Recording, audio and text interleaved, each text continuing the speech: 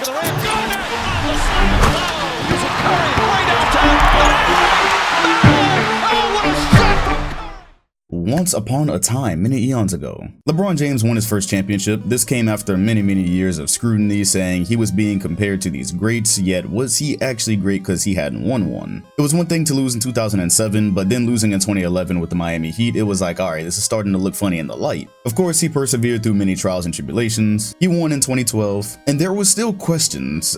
He didn't come into the league where he was only expected to win one title. He had to win more, which he did. But for the point of this video, after 2012, that year right after the 2013 season, he came back unlocked. He's got so many years that you can argue as his best year in the league that saying 2013 was his best year, it probably requires a research and all these other things, but it's one of his best years, easily one of his best years. Off the top of my head, I believe it was his best three-point shooting year. It was probably also his best defensive year. So just all around, you could tell there was this gigantic weight lifted off his shoulders. He didn't have to play to a certain role anymore, didn't have to wear the black hat. He was a champion, there was nothing anyone in the league could say or do about it, and so he could just go out and play. The Miami Heat were better for it, he was better for it, and it resulted in another championship and another finals MVP. Okay, so what does this at all have to do with Giannis? Well, I was just taking a look at what he did against the Jazz last night, just a few plays, and they look different. Similar but different. I think there's things that he's trying and that he's doing that are very encouraging because he kind of just went through a similar arc to LeBron. So I made the video, well over a year ago now, about the similarities between he and LeBron in his first stint. I wasn't equating Milwaukee to Cleveland, but I was looking at, you can just go watch the video, honestly. I drew some parallels. And now that Giannis has won his championship, his finals MVP, regardless of what people think about how he got it or what teams would have been healthy to stop him, he now has that under his belt. He brought one to the city of Milwaukee as a player who was expected to be years away from even being a serviceable NBA player when he got drafted. So that big weight is lifted. Can't really just look at him as run and dunk man anymore as his detractors were before he won the title. Can't look at it and say he needs to leave Milwaukee. He's won one with Milwaukee. So with all this weight lifted, I'm starting to wonder what type of year this is going to be. We now know after last night that Kyrie it's like 99% chance he's not going to be vaccinated anytime soon at least, which means the Nets are a duo, not a trio. Also meaning they're not really out of this world. They're not out of anybody's tier anymore the way they were. They're not a super team anymore. In that video, I was talking about how the Bucks winning the championship, they might come back as a new team. Guys might come back better, and one of those guys is Giannis. You gotta remember, he won the championship last year without developing certain parts, or without highly developing certain parts of his game. He was doing enough to get by in terms of free throws or being able to hit a mid-range every now and then. He was getting by with those, but most of it was just him being physically imposing and him being used correctly. I gave Bud some credit for adjusting in the playoffs and using him better than I thought they ever had. But when he dropped, 50 points in game 6, I was sure to note that, hey, this is Giannis before he really fine-tuned some of the things in his game. So let's take a look at what some of that fine-tuning may look like this very season. Alright, so first thing is just the options that a respectable pull-up package will give him. So on this first play, you're going to see he's going to drive into O'Neal and spin. He's going to dish to the wide open Brook Lopez. But this is where it gets a bit more complicated for the defense, because what about the next play where he is going to do a very similar drive? He's going downhill. Giannis downhill is always a very scary sight.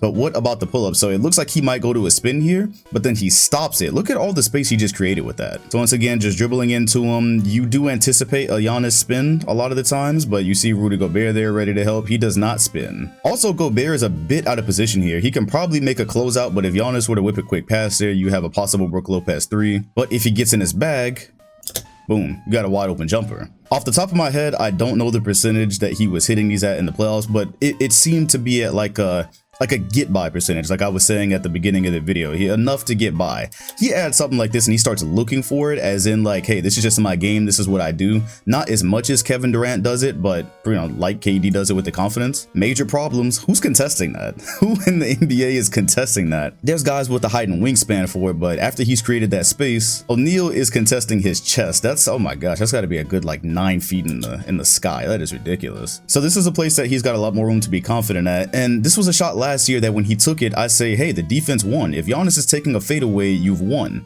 It might not be that way this year. Like, all I'm saying is you live with this as compared to him trying to spin in the lane and dunk on you. But what about when you can't live with it? As you see the defense already adjusting here, Rudy Gobert is sliding over so he doesn't spin that way and go to the rim. But if that's not all that's in his bag, what do you have here again? Another unblockable, 99% of the time unblockable jump shot. If you're anticipating him aggressively backing you down, getting as close to the rim as possible, what do? You leave that little bit of space. And if he's got it in his bag where he can just kind of rip through a little bit and use that space against you, you will never get close to contesting the shot.